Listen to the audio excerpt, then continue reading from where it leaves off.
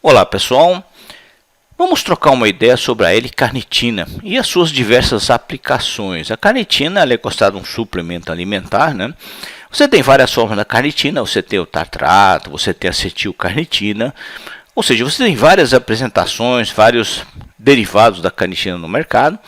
É considerado um suplemento alimentar, então você encontrará, por exemplo, em lojas tipo Body Shop, você encontrará como medicamento, inclusive você encontra como uma forma injetável, né? A forma injetável é uma forma bastante interessante, por quê?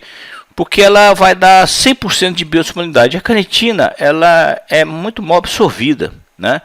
A carnitina ela é pouco absorvida e esse fato dela ter absorção muito baixa, de 10 a 15%, faz com que a necessidade de carnitina deva ser avaliada com relação à forma de aplicação. Aqui você tem a forma da carnitina. A carnitina é acetil L-carnitina, né? A forma acetilada é um éster. E a carnitina ela pode ser produzida no seu corpo, que você usa para produzir a carnitina, a lisina, o aminoácido essencial, né? O primeiro passo é fazer a metilação da lisina, você faz a trimetillisina. E para fazer a metilação você usa um metilador do nosso corpo que chama-se S-adenosilmetionina. Por sinal, essa S-adenosilmetionina hoje saiu um trabalho muito legal dela, falando dela como a epidroga, né? A epidroga que é uma droga associada a mudanças epigenéticas, né? Então você gera a trimetillisina, né? E a trimetillisina sofre uma série de reações. Você precisaria da vitamina C, você vai precisar da vitamina B6, você vai precisar do ferro, né? Para fazer essa adenosilmetionina e metilação, você precisa da B2, da B6, da B12 e do ácido fólico. Você faz então a sua famosa carnitina que você incorpora no seu metabolismo. Ele será incorporado na membrana mitocondrial e na mitocôndria ela funcionará como agente de transporte, um agente de transporte onde ela vai transportar os ácidos graxos, né, para sofrerem a beta-oxidação.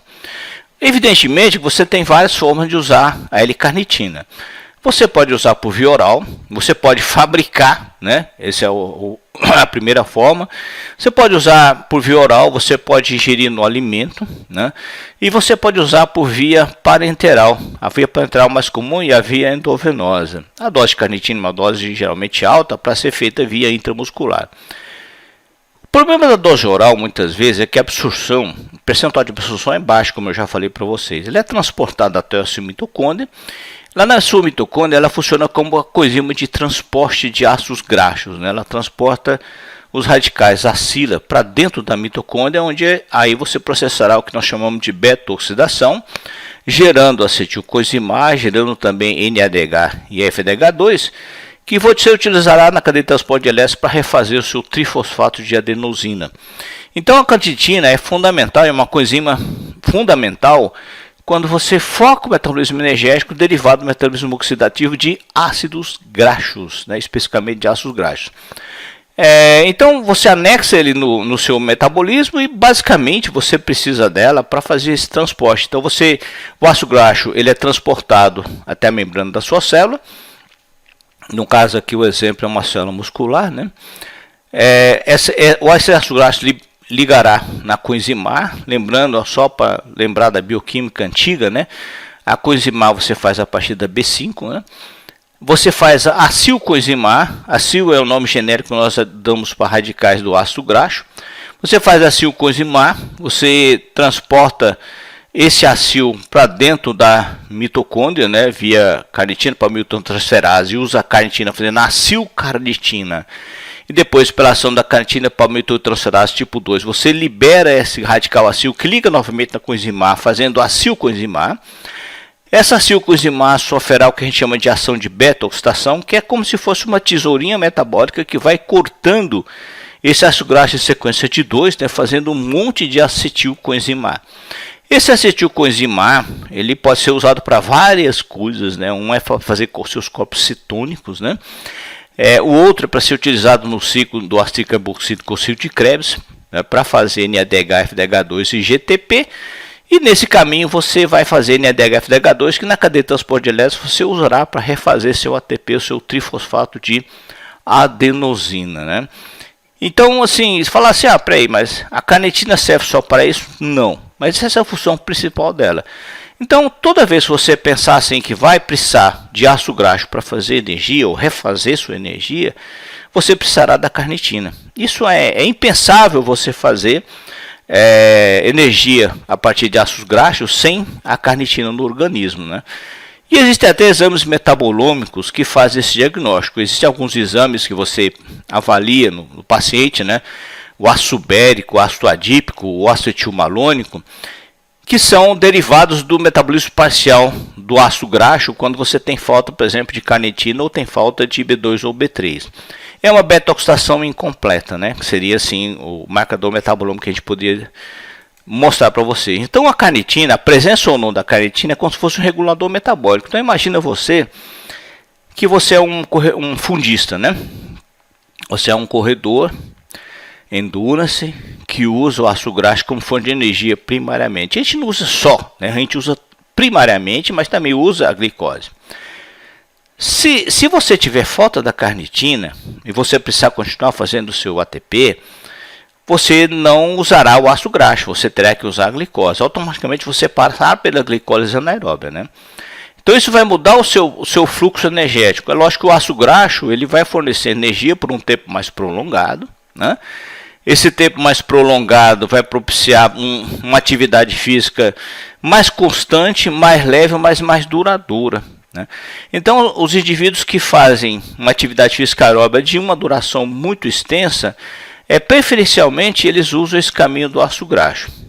Eles, é lógico, podem optar pela glicose ou não, e quando ele precisar aumentar o fluxo metabólico para produzir mais ATP, você vai fazer uso da glicose, ou da glicose via oxidativa ou da glicose via anaeróbia. Então eles consideram que a carnitina pode ser uma espécie de, a sua presença ou ausência pode ser uma espécie de regulador do fluxo energético. Então tem carnitina e eu posso usar ácido graxo. Eu sempre questiono, né, essa questão de opção metabólica, por quê? Se você tiver muita mitocôndria, é lógico que o seu ATP pode ser fornecido via metabolismo oxidativo mitocondrial sem precisar fazer glicose anaeróbia.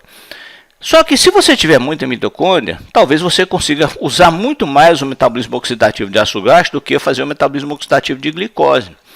Eu ainda não vi trabalhos que pudessem fazer essa comparação, por exemplo, com biópsias musculares, né, com a densidade mitocondrial, ou mesmo analisando a atividade da citato sintetase, por exemplo. O fato é que a carnitina é um regulador metabólico. Existem estudos também sugerindo que a carnitina estaria associado a um aumento da resposta ao IGF-1, assim como também um aumento de receptores, né, de esteroides anabolizantes.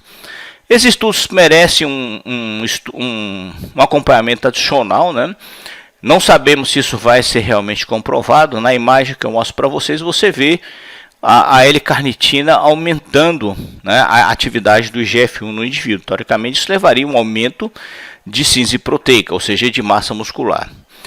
Isso ainda precisa ser comprovado de forma mais difícil de ser contestada, tá? Então eu confesso para vocês que eu estou aguardando mais artigos, inclusive com relação à densidade de receptores de hormônios esteroidais também, que segundo os estudos a carnitina aumenta, né? A carnitina ela tem um efeito direto antioxidante. Esse é um efeito além do efeito dela no papel mitocondrial. Então, como ela faz esse transporte de radicais acil, né, de ácidos graxos para beta-oxidação, esse é o papel dele. Como ele faz nesse caminho da beta-oxidação NADH-FDH2, e NADH e FDH2 são moléculas redutoras ou antioxidantes, depende de como você quer ver. A carnitina, então, na quantidade adequada, vai ter um efeito antioxidante indireto, mas ele também tem um efeito antioxidante direto, uma vez que ele quebra ferro e cobre. Ferro e cobre, eu lembro vocês, eles são associados à reação de Fenton, né? Reação de Fenton, que é o caminho metabólico onde o peróxido de hidrogênio é convertido a radical livre hidroxila, né, em presença de metal de transição. Então ela vai ter um efeito antioxidante de forma direta. Há estudos mostrando que a carnitina também ela sinaliza ativando o fator de transição NRF2. O NRF2 é um fator de transição que, ao ligar no seu DNA, ele vai estimular a produção de enzimas antioxidantes, enzimas detoxicantes de fase 2, né? E terá um efeito anti-inflamatório, inibindo a atividade do fator nuclear de transição kappa-B. Então ele também tem esse efeito indireto antioxidante via o NRF2, né? E ele vai exatamente fazer essa compensação do estresse oxidativo. Imagina você que toda vez que você quebra o ATP e não refaz ele e gera o AMP, que é o monofosfato de adenosina, o monofosfato de adenosina com certeza gerará o ácido úrico, que é o caminho natural dele, né? Ao usar o monofosfato de adenosina e gerar ácido úrico, você gerará também o que? Estresse oxidativo, né? É o caminho da enzima xantina-oxidutase. Esse é outro papo também que dá muito pano para manga, né? O fato é que a carnitina tem efeito antioxidante, a carnitina traz um benefício bem diverso, né? Tanto é que estão falando muito do efeito da carnitina na prevenção da perda de massa muscular.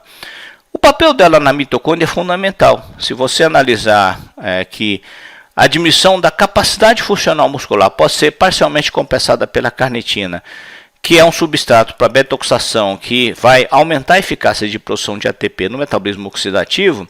Se você ver por esse caminho, a carnitina será um produto que você utilizará para melhorar a qualidade muscular no seu paciente. Eu não vou dizer que você vai aumentar a massa muscular dele. Eu vou dizer apenas que você pode aumentar nesse paciente a capacidade de ressíntese de ATP. E se você fizer mais ATP, é lógico, a qualidade da sua contração muscular será mais eficaz, né? Considerando os outros fatores a serem considerados. Então a carnitina é associada ao metabolismo de ácidos graxos, de cadeia longa primariamente, né? Ele é associado ao catabolismo do BCA, então quando você pega o BCA, os ácidos graxos de cadeia ramificada, tira o nitrogênio nele, o caminho metabolismo oxidativo dele precisa da carnitina, tem um efeito protetor da mitocôndria, aumenta a capacidade antioxidante. Segundo os estudos, eles estimulam o PPAR, né, receptor ativado por fosfolipidilxossome do tipo alfa, né, o que aumentaria mais ainda a capacidade oxidativa de ácidos graxos. A carnitina tem efeito antioxidante e anti-inflamatório, esse é outro ponto fundamental que nós devemos considerar, além do efeito dele na energia. E ela é considerada neuroprotetor. Por quê? Ela, segundo os estudos, ela melhora a absorção do ácido gama-aminobutírico, né? Aumenta os níveis de acetilcolina. Esse aumentar o nível de acetilcolina pode ter relação com o fato dela fornecer muita acetilcoenzima A, porque a acetilcolina, para ser produzida, precisa do acetil, e esse acetil vem de onde? Vem da acetilcoenzima A. E quem melhor para fornecer acetilcoenzima A do que a beta-oxidação, né? Então ele é um doador, ele é passivo do que a gente chama de síntese de grupos acetil. Talvez no futuro a gente vá ver o papel dela na acetilação de estonas também, que possivelmente vai aparecer alguma coisa nessa área, né? E ele, segundo os estudos, aumenta o fator nêutron reservado do cérebro. Isso melhoraria a plasticidade neuronal. Então a carnitina tem vários efeitos além daquele só energético, né? A regulação de expressão de genes também é ventilada como parte do efeito da carnitina. E a carnitina, ela também diminui a resistência à insulina. Então, até que a carnitina, por exemplo, é uma opção para você trabalhar com meninas com síndrome do ovário policístico, né? A carnitina também, ela melhora o metabolismo oxidativo do espermatozoide, aumentando a capacidade do espermatozoide de seguir adiante, que é outro ponto também fundamental do efeito da carnitina, particularmente em infertilidade fator masculino. Então, se você notar, o efeito no ovário policístico, por exemplo, na diminuição da resistência à insulina, pode trazer um benefício na infertilidade feminina, e o melhora da motilidade do espermatozoide traz um benefício na infertilidade masculina. O fato dela que ela é metal de transição também é um ponto muito importante, ou seja, é um ponto adicional para você usar a carnitina. A despeito de tudo, a carnitina, os estudos de biodisponibilidade, eu vi estudos, por exemplo, de biópsia muscular, né? Quando você ingere a carnitina, você tem um aumento da carnitina plasmática, né? E os estudos são bem tranquilos quanto a isso. Inclusive, há estudos com biópsia muscular mostrando o aumento do nível de carnitina após a ingestão de carnitina por via oral, né? O problema que eu vejo nos estudos de carnitina, mas isso é uma questão minha mesmo, a dose muito elevada, né? O pessoal geralmente, devido à absorção baixa, usa doses muito elevadas. Eu particularmente, né, eu tenho formação de farmacêutico, eu prefiro dar doses menores e dividir ao dia. Isso torna mais difícil usar o produto, mas por via oral seria uma saída mais interessante, né? Quando o produto é mal absorvido numa dose muito elevada, nós geralmente administramos doses menores com maior frequência. A carnitina, então, ela é usada em infertilidade fator masculino, melhora a motilidade do espermatozoide, e os estudos mostram esse efeito, né? Basicamente, é uma coenzima mitocondrial. É lógico que se você tiver a produção de carnitina 100% e o seu espermatozoide carregar aquela carnitina quando é suficiente, a administração de carnitina não vai trazer nenhum benefício. Esse é um ponto primário. A carnitina vai trazer um benefício nessa questão coenzima mitocondrial quando você tiver a demanda reprimida. Esse é um ponto que nós sempre devemos analisar quando a gente estuda suplementos alimentares, né? Quando você vê uma coenzima Q10, uma carnitina, a coenzima Q10 tem um efeito antioxidante também, né? Mas para melhorar a função deslocamento do espermatozoide, a coenzima Q10 tem que atuar como coenzima, né? E ela só vai funcionar se ela tiver uma demanda reprimida, ou seja, se você estiver com nível baixo da coenzima Q10. A carnitina é a mesma coisa, né? Então a carnitina, ela melhora, né, o metabolismo do seu sistema nervoso central. Há estudos mostrando o benefício da carnitina no ovário policístico, né, na síndrome do ovário policístico. Realmente a carnitina, assim como a N-cisteína, assim como a metformina, tem demonstrado esse benefício. Há estudos bastante interessantes sobre a carnitina nessa área. A carnitina diminui a resistência à insulina, aumenta a sensibilidade à insulina, evidentemente que você tem um benefício na síndrome do ovário policístico, uma vez que sempre que a gente trata o ovário policístico, ou pelo menos na maior parte das vezes, né, a gente foca a resistência à insulina nos pacientes. Do ponto de vista bioenergética muscular, você vai falar assim, a carnitina vai funcionar para melhorar, né, a bioenergética muscular? A resposta é muito simples, né? Se o seu paciente tiver uma demanda reprimida, vai sim, né? Mas se o seu paciente estiver legal do ponto de vista carnitina, não vai fazer a menor diferença. E tudo isso tem uma relação com o fato de você atender seu paciente e entender o metabolismo dele. Se ele tem carnitina o suficiente, administrar mais carnitina não fará muita diferença. Mas se ele tem falta de carnitina, sim, administrar a carnitina fará diferença. Lembrando que a carnitina é uma coenzima que, para você produzir, tem uma certa complexidade metabólica, né? Você precisa da lisina, você precisa da éster-metionina, você precisa da vitamina C, do ferro, né? Da B6, você precisa do ácido fólico, da B2, da B3, da B12, né? Ou seja, tem uma demanda metabólica bastante complexa para suprir a sua necessidade de carnitina. Essa tabela mostra, né, os estudos onde a administração de doses elevadas de carnitina traz um benefício no desempenho aeróbico dos indivíduos, né? Nem sempre vai funcionar, evidentemente, né? A gente não espera que funcione em todo mundo, por quê? Porque vai depender da demanda reprimida. Um ponto que eu vejo muito, né, isso não vou dizer que seja um erro, né? Quando você fizer uma dieta cetogênica no seu paciente, é muito provável que ele precise de mais carnitina, uma vez que você está sobrecarregando o metabolismo de ácido graxo, né?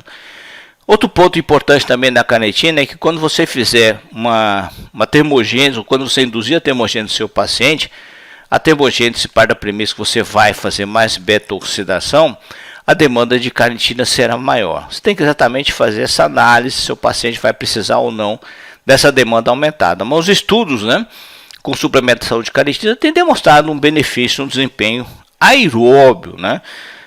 No resistido, na questão do IGF-1, na questão esteroide anabolizante, nós vamos ter que aguardar mais dados, né? Não impede você de usar para ver o resultado. Eu não faria isso, mas vamos esperar para ver mais dados, né, estudos clínicos, né, para ver para onde vai esse sistema. Esse último estudo que eu peguei para vocês para mostrar aqui é um estudo de revisão, mostrando o benefício na atividade aeróbica. Como é uma coisa mitocondrial, ela pode ser necessária em algumas patologias. O que eu vejo de mais interessante é na questão da infertilidade fator masculino, né? Mas a esteatose hepática ou a fígado gorduroso não alcoólico também você precisa de mais carnitina.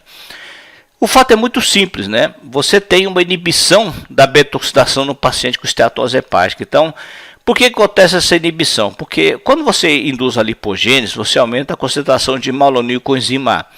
A malonil-coenzima A, que é um intermediário na lipogênese, ela inibe a carnitina palmitoyltransferase. Então, automaticamente, a sua beta-oxidação será inibida. Isso, na minha opinião, tá? É lógico que vocês não precisam compartilhar dessa opinião. Coenzimas mitocondriais seriam um suporte terapêutico nos pacientes com esteatose hepática. Aqui você vê, né, a suplementação de carnitina, já doses menores, né, aqui 250 mg 2 vezes ao dia, 600 mg, trazendo um benefício inclusive nas enzimas alanina aminotransferase e aspartata aminotransferase em pacientes humanos. Você tem estudos em animais aqui embaixo também, né, mas em humanos você vê que ele demonstra benefício, né? Então aqui você vê a melhora da LT, AST, diminuindo, por exemplo, o índice de fibrose nos pacientes, né? E a dose não é aquela dose fantasticamente elevada. 250 miligramas 2-3 vezes ao dia funciona muito bem nesses pacientes, né? E aqui uma comparação interessante, eles compararam com a metformina também, mostrando o benefício. Aqui eles mostraram a diminuição da 8-hidroxideoxygonosina. Lembrando você, né, a 8-hidroxideoxygonosina é um marcador do estresse oxidativo do DNA, né? Então você vê um benefício da suplementação de carnitina nos pacientes com esteatose hepática. Esse estudo foi para pacientes com insuficiência crônica, insuficiência cardíaca crônica. O coração, ele é um exemplo de um órgão que processa primariamente o metabolismo oxidativo de ácidos graxos, né? O coração, ele, em todas as fases da vida, o coração ele usa mais o ácido graxo para refazer seu ATP do que a glicose. Quando o seu coração começa a usar a glicose, ou ele está precisando fazer anabolismo, ou ele está precisando fazer o desenvolvimento ou a regeneração. O fato é que a carnitina é uma coenzima fundamental para o seu coração fazer energia ou refazer energia. É lógico que você vai precisar do oxigênio, a perfusão sanguínea, nunca é separado, né? Mas esse estudo aqui mostrou, por exemplo, um benefício da suplementação de carnitina, né? Um estudo tipo meta-análise, que você vê a plotagem, uma diminuição da mortalidade de todas as causas dos pacientes, né? A favor da carnitina. Lógico que você não vai usar só carnitina no paciente com insuficiência cardíaca crônica, né? Você tem que usar mais produtos, inclusive melhorar a perfusão sanguínea é fundamental, né? Seria talvez o ponto principal, mas hoje em dia se fala muito em bioenergética cardíaca nos pacientes, né? Particularmente com o paciente com insuficiência cardíaca crônica. A carnitina deve fazer parte dessas fórmulas que você usa para bioenergética cardíaca. Então os estudos mostram, né? Mesmo os níveis de marcadores de insuficiência cardíaca, quando você administra a carnitina, você tem um perfil favorável quando os seus pacientes com insuficiência cardíaca crônica utilizam a carnitina como suplementação no dia a dia. Ou seja, a carnitina é uma coenzima mitocondrial fantasticamente útil quando você pensa em metabolismo de ácidos graxos, metabolismo oxidativo de ácidos graxos. O coração é o principal exemplo desse caminho, inclusive melhorando a fração de ejeção ventricular esquerda, como você vê nesse gráfico que eu mostro para vocês aqui, né? O débito cardíaco também é aumentado a favor do uso de carnitina, né? Então os estudos mostram esse efeito. É lógico que você tem que incluir ela dentro de um estudo mais integrativo, ou seja, de um tratamento mais integrativo, né? Você não vai resolver o problema do seu paciente com carnitina. Você vai ajudar a resolver o problema do seu paciente com carnitina. São duas posições que nós devemos analisar, né? E tem que ser bem racional quanto a isso, tá bom? Então, quando você pensar em otimizar o metabolismo energético, e esse metabolismo energético depende da oxidação de ácidos graxos, a carnitina deve fazer parte lá do seu arsenal terapêutico. É lógico que a B2, a B3 também são fundamentais, assim como rodar o cílio de Krebs também. Aí você precisaria principalmente da B1, da B2, da B3, assim como a coenzima Q10. Tudo isso é fundamental. O que você dispensa especificamente quando você foca a sua beta-oxidação é o ácido lipóico, né? O ácido lipóico não é assim fundamental quando você está pensando em fazer oxidação de ácidos graxos e refazer seu ATP a partir da beta-oxidação, né? Mas se você pensa em oxidar seus ácidos graxos, ou para fazer corpos cetônicos, ou para refazer seu ATP, né, sempre você tem que pensar na carnitina como fator primário, né? Então a carnitina, por esse caminho metabólico, né, ele também é usado em cefalopatia hepática, né? A carnitina, assim como também os probióticos, também melhoram bastante a cefalopatia hepática dos indivíduos, né? Prebióticos, né, em si. Então a carnitina também tem sido usada para cefalopatia hepática. Aqui eu não sei dizer para vocês, evidentemente, porque os estudos falam muito da sintomatologia, né? O efeito no glutamato diminui a cefaleia. Então isso aí é uma espécie de dado de confusão de artigo. Eu falo para vocês que quando eu leio o artigo, eu gosto muito de começar pelo material e método, né?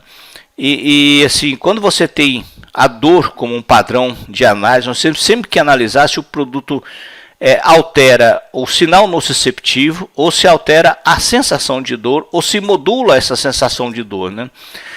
A carnitina, então, ela tem demonstrado vários benefícios, né? O que eu vejo de interessante e novo, né, é anti-inflamatório, inibe o catabolismo de proteínas, automaticamente tende a baixar sua amônia, sua ureia, mas ele também modula o glutamato e a glutamina. Em depressão, ele também tem esse efeito no glutamato, E eu acredito que talvez seja a maior possível aplicação dele é o efeito do modulador do receptor de glutamato tipo N-metil-D-aspartato.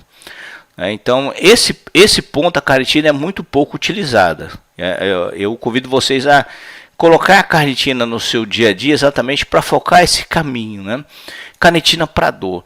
O glutamato ele é associado à dor, né, a dor neuropática, a transmissão da dor.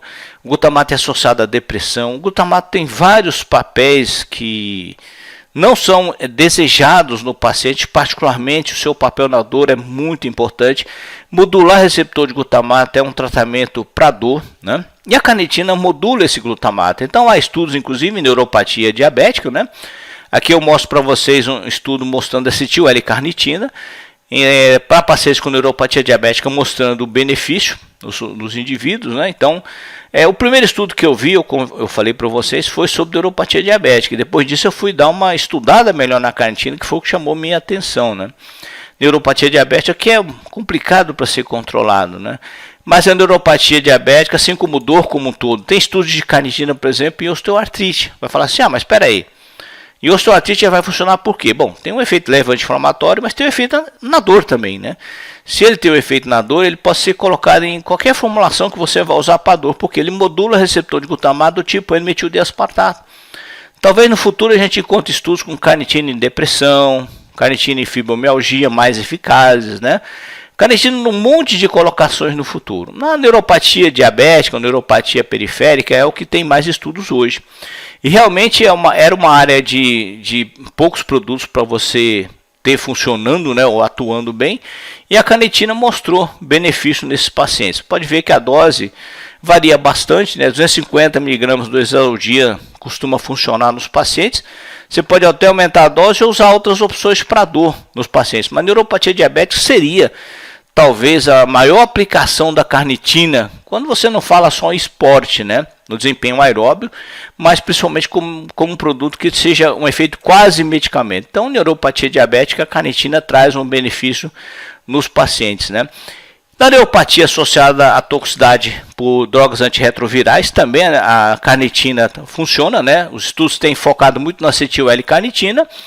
E aqui você vê um estudo que me chamou muita atenção. Foi um dos primeiros estudos que eu vi sobre carnitina, foi de 2009, é o velho pra capeta, né?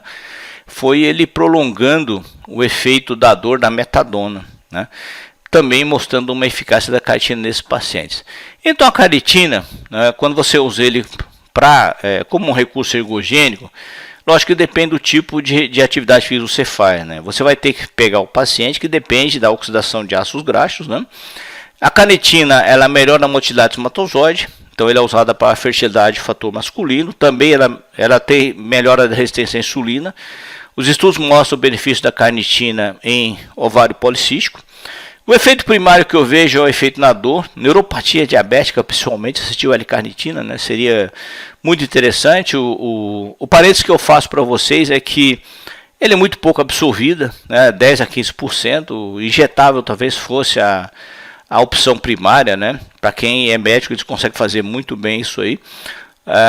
Outro ponto importante da carnitina é o paciente que faz hemodiálise. Na minha opinião, é um pecado não se usar a carnitina no paciente que faz hemodiálise, porque quando ele faz hemodiálise ele filtra a carnitina e nós deveríamos repor, né? Em alguns países o protocolo é assim: terminou a hemodiálise, se injeta a carnitina no paciente, né? No Brasil, como o sistema de saúde paga, né, ele tem que ser incorporado legalmente nesse sistema para reembolso. E é uma coisa mitocondrial que você vai usar quando você metabolizar ácidos graxos, né? E aí você tem que usar com esse racional metabólico. Se você usa um atleta existido, a gente não espera um resultado mensurável, né? Mas se é um atleta que faz uma atividade física aeróbica, que depende da beta-oxidação ou da oxidação de ácido graxo, sim, aí a carnitina tem sua colocação. Legal, meus meninos, obrigado pela atenção. Essa é a nossa conversa de carnitina de hoje. Beijão para vocês.